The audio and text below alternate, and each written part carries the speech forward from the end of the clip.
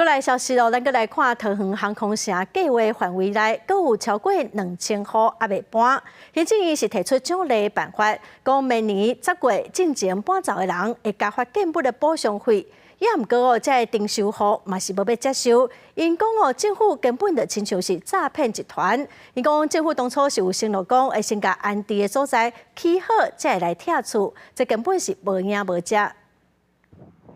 针对航空城计划，行政院上新的决议，搬迁户伫明年10月进前自动搬走，会加发10%的建物补偿费奖励金、30万租金补贴，甲1份人口搬迁费。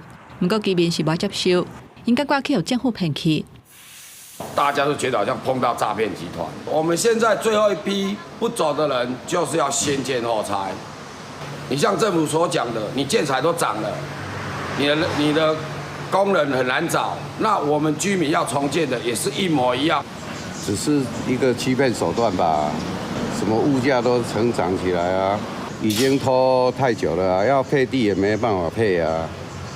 对我们来讲。大家心都很慌啊！议员是真不满，骂中央甲地方联合北下定收户的权益，嘛讲问题是安置机构的工程去牵着，无法度如期交土地。批评市长张善政去年选举进前提出航空城补偿政策，讲要加发15%的辅助金，嘛无影无只。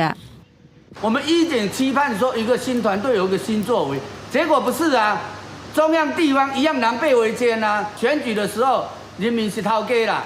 那宣传伊啊吼，换伊来做主来宰杀人民啦。到现在土地都还没有被整个都还没有分发，还没有点交，那重建也需要达到2年的时间。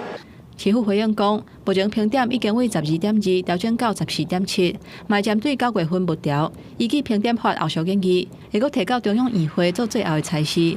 不过在地议员要求政府升起了后才签署的承诺，都要做甲到。嘛讲中央甲地方政府若是无重视，一定会甲居民抗争到底。